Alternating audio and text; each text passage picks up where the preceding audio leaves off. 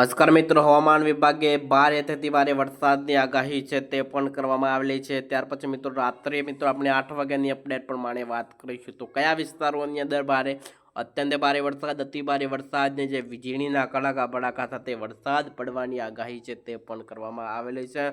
કારણ કે મિત્રો આજે 19 તારીખ છે, રાત્રે અડધી રાત્રે મેઘ તાંડવ છે આપણને જોવા મળવાનો છે। ત્યાર પછી તમે આ બાજુ જોશો તો ઉનાના કેટલાક વિસ્તારો છે, જૂનાગઢ છે, પોરબંદર છે, કોહા છે, જામનગર છે, ગાંધીધામ છે। ત્યાર પછી મિત્રો નલિયાના કેટલાક વિસ્તારો છે। ત્યાર પછી મિત્રો તમે જે ઉનાના સાઈડના જે વિસ્તારો છે ત્યાં પણ મિત્રો ખૂબ મિની વાવાઝોડું ફૂંકાય તેવી પણ શક્યતાઓ છે તે પણ વ્યક્ત કરવામાં આવેલી છે। રાત્રે 8 વાગે મેઘો ધબધબાટી બોલાવી દેવાનો છે। ત્યાર પછી મિત્રો જોશો તો જે દરિયાકાંઠાના વિસ્તારોની અંદર પણ મિત્રો એલર્ટ રહેવાની જરૂર છે, કારણ કે મિત્રો ત્યાં ભયંકર વરસાદ પડે અને ખૂબ અતિભારે વરસાદ પડે તેવી પણ શક્યતાઓ છે તે પણ વ્યક્ત કરવામાં આવેલ છે।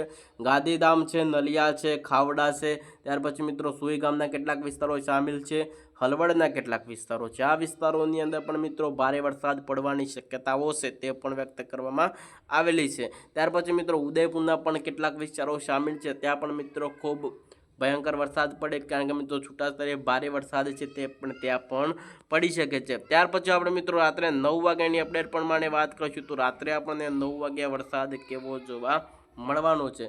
રાત્રે મિત્રો તમે 9 વાગ્યા જોશો તો વેરાવળ છે, ત્યાર પછી મિત્રો જે આજે જામનગરના કેટલાક વિસ્તારો છે, કરાચીના, હૈદરાબાદ, ત્યાર પછી મિત્રો કચ્છના કેટલાક વિસ્તારો છે ત્યાં પણ મિત્રો ખૂબ ભયંકર અતિભારે વરસાદ પડે તેવી પણ શક્યતાઓ છે તે પણ વ્યક્ત કરવામાં આવેલી છે।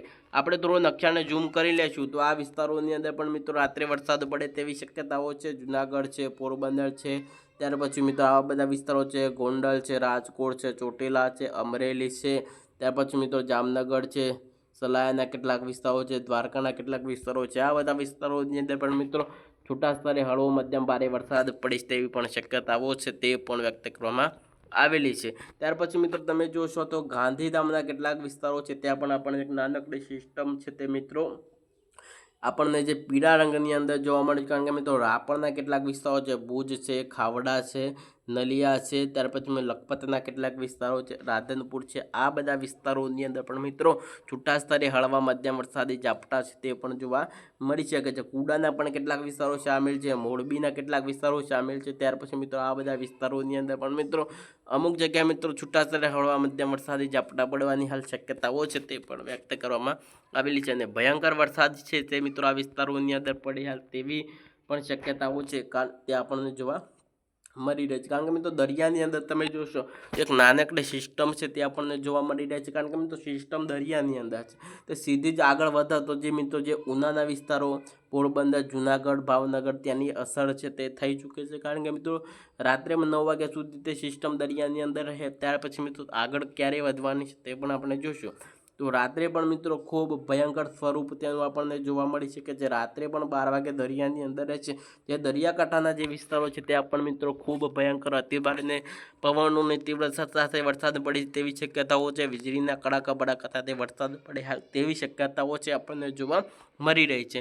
ત્યાર પછી મિત્રો જે આપણને જે મહારાષ્ટ્રના જે વિસ્તારો છે ત્યાં પણ મિત્રો ખૂબ ભયંકર વરસાદ અને અતિભારે વરસાદ છે તે પડ્યો હતો।